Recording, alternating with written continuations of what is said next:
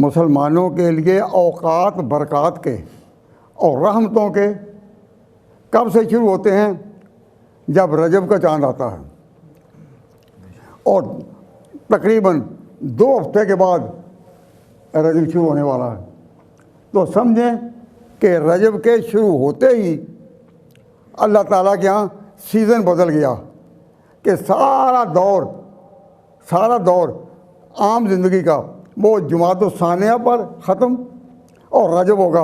उसमें वाक़या मेराज हुआ, फिर आगे शाबान है, फिर आगे रमज़ान है, फिर 2.5 माह के बाद तकरीबन हज है। तो ये रहमत का औकात कब शुरू होते हैं? रजब से। तो अल्लाह ताला के यहाँ जो रहमत की हवाएं चलनी और आगाज़ होता है वो कब से होगा?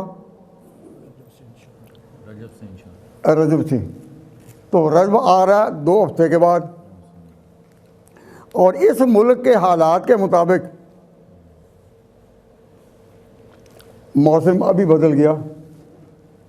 घंटा का फ़र्क से सारे औकात बदल गए।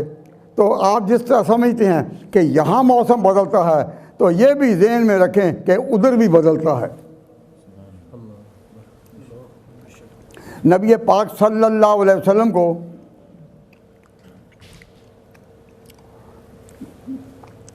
मुशरिकीन ने मक्का मुकरमा में इस कदर तकलीफ़ें दी कि अल्लाह ताला ने हुजूर को ये जो कहा, गौर करें, ये जो कहा कि आप अब मदीना हिजरत कर जाएं, इससे पहले अल्लाह तबारक व तआला ने हुजूर सल्लल्लाहु अलैहि वसल्लम को मेराज की सैर कराकर ख़ुद मक्का से निकाल कर दूर दूर के इलाकों को ज़ेर मातहत करके पैगम्बर को आगे खड़ा किया। तो हुजूर को इशारा दिया गया कि अब आपसे मक्के से निकलने का दौर आ रहा है। तो मक्का से मदीना के लिए बाद में निकले, इससे पहले अल्लाह ताला ने उनको पूरी दुनिया पर अबूर करने के लिए पहले निकाला। जिब्रील आए। तो इस वाक़या को कहते हैं मेराज का वाक़या। तो ये खसूसियत किसकी? रजब की जो महीना आ रहा है, फिर शाबान, शब बरात वगैरह, फिर बरक़ात हैं। तो अल्लाह तबारक व तआला के यहाँ ये तब्दीली पहले आई और हिजरत आपकी मदीना मुनव्वरा बाद में हुई।